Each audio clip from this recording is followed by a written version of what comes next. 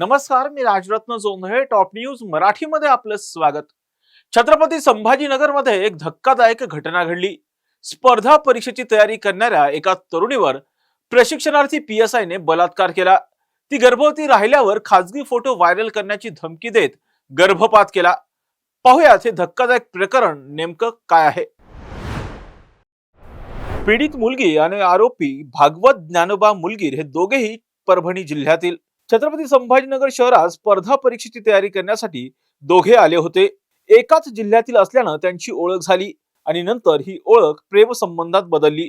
पीडित मुलीच्या सांगण्यावरून आरोपीनं 2024च्या फेब्रुवारीत तिला अजबनगर परिसरातील MS-20 नावाच्या कॅफेत नेलं आणि तिथे तिच्यावर शारीरिक संबंधासाठी दबाव टाकत अत्याचार केला.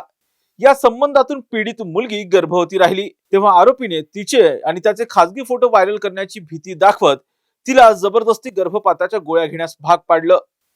गोळ्यांमुळे गर्भपात झाल्यावर आरोपीने पीडितेला पूर्णपणे दूर केलं आणि तिचा मोबाईल नंबरही ब्लॉक केला. त्याच दरम्यान आरोपी भागवत ज्ञानोबा मुलगीर हा PSI पदाची परीक्षा उत्तीर्ण झाला.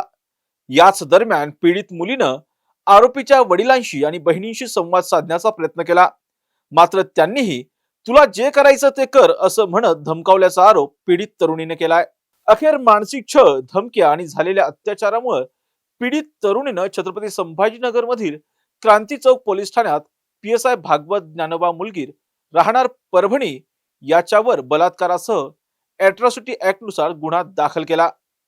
या प्रकरणात आरोपीची बहीण आणि वडिलांनाही सह आरोपी करण्यात आलाय.